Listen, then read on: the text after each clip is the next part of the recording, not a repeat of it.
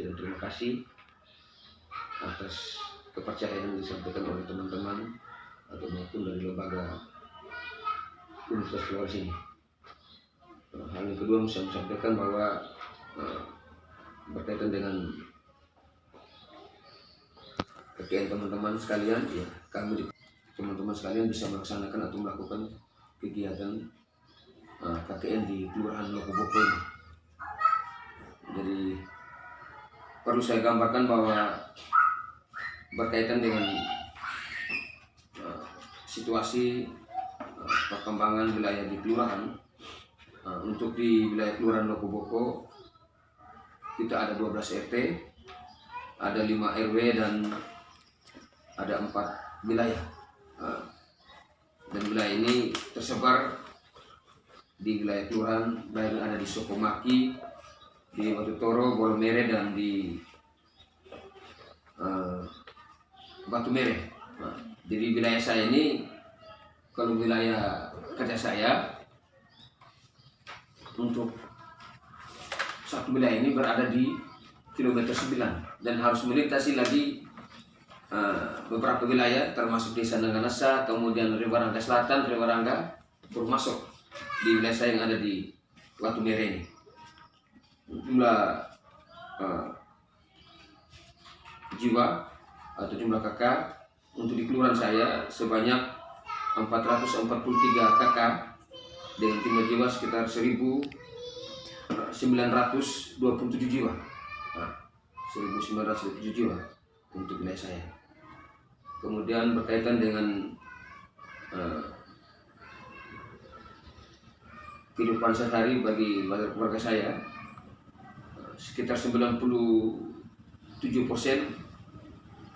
bermasyarakat yang berpetani, yang petani. Dan dari petani ini kalau kita dikategorikan ada 2 lagi, ada yang bergerak di tanaman hortikultura dan ada di lahan kering. Dengan SK kelurahan kita membentuk ada 11 kelompok tani yang ada di tanaman hortikultura, kemudian yang untuk tanaman lahan kering ada 2 kelompok tani. Jadi mereka bergerak masing-masing. Sedangkan kalau kehidupan mereka setiap hari, ya namanya kita orang petani, ya pasti dengan penghasilan mereka ya tidak merata ya, tidak merata. Jadi masing-masing keluarga punya penghasilan yang berbeda, dan apalagi dengan saat sekarang ini dengan pandemi COVID ya, sehingga banyak penghasilan yang mereka alami setidaknya pasti akan menurun. Ya. Ini jadi minggu ini kami masih di kayak gambaran analisis situasi di desa ini. Jadi tadi Bapak sudah menjelaskan tentang mata pencarian masyarakat itu kan lebih ke petani kan. Iya, betul. Habis itu selain mata pencarian penduduk di sini, tingkat pendidikannya mereka tuh seperti apa mungkin rata-ratanya gitu. Kalau tingkat pendidikan untuk mereka untuk saat ini, kalau secara statistik biar saya gambarkan sini, untuk S2 ber 2 orang. Itu termasuk salah satu itu jurusan yang ada di Uniflor juga. Itu Pak Bayu Putrisan, itu S2. Kalau yang satunya juga untuk S2 ini sekarang beliau sudah menjabat di S2. Itu orang Lokoboko. S2 di Setda ini Pak Suban Wanda.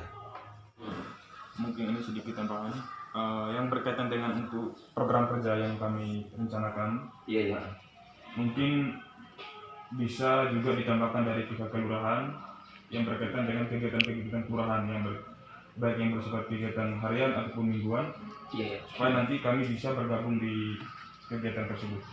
Iya. Oke. Kalau kegiatan kelurahan, ya kami setiap dari tanggal 10 kita ada pendampingan untuk posyandu. Untuk dari kami dari kelurahan, kami buat setiap bulan itu dibagi beberapa teman untuk turun ke posyandu untuk melakukan pendampingan. Dan di sana ada kader posyandu, kemudian ada teman-teman kesehatan dari puskes tadi. Nanti saat itu kita memberikan sosialisasi atau mungkin ada penyampaian mungkin ada hal yang kita dapatkan dari kelurahan, mungkin dari pemerintah kabupaten yang bisa kami sampaikan di masyarakat, yang kita sampaikan pada saat itu.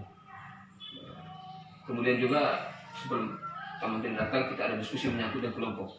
Dan di sini ada 11 kelompok tani yang tersebar di 4 wilayah ini, dan mereka setiap minggu mereka melaksanakan kegiatan kelompok tani ini. Ya, tidak ada kerja bersama. Kemudian di saat itu kalau memang teman-teman atau kita dari kelurahan hadir untuk menyampaikan, silakan. Nah, mungkin ada hal yang berkaitan dengan teman-teman punya jurusan ini berkaitan dengan di pertanian ya, bisa kita sampaikan. Ya, kita gabungkan dengan kegiatan kita dari kelurahan untuk kita bersama-sama untuk sampaikan di masyarakat nanti. Ya, seperti itu.